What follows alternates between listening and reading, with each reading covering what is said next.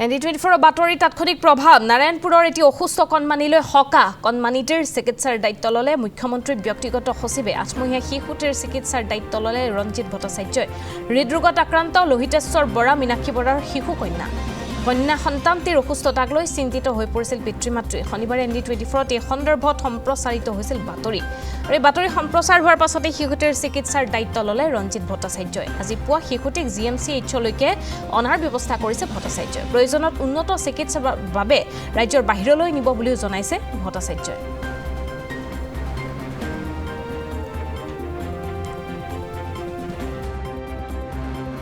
হয় লেটেকুপুখুৰী সমীপৰ চিউভূঞা গাঁৱৰ লোহিতেশ্বৰ বৰা ডাঙৰীয়াৰ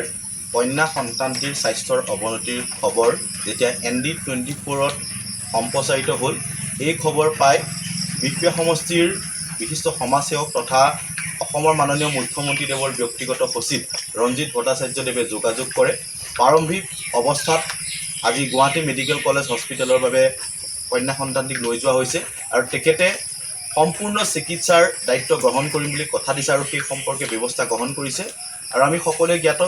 বিক্ৰিয়া সমষ্টিৰ বিভিন্ন স্থানত তেখেতে আগৰে পৰাই চিকিৎসা সেৱা আগবঢ়াই আহিছে তেখেতৰ এই যাত্ৰা যাতে অব্যাহত থাকে তেখেতক আমি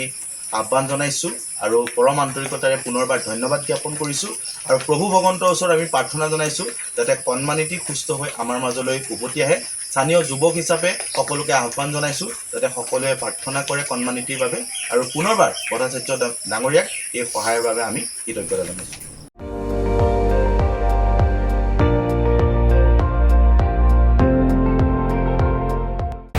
আপুনি চাই আছে ND24 সৰ্বশ্ৰেষ্ঠ নহয় সৰ্বোত্তমৰ দৌৰ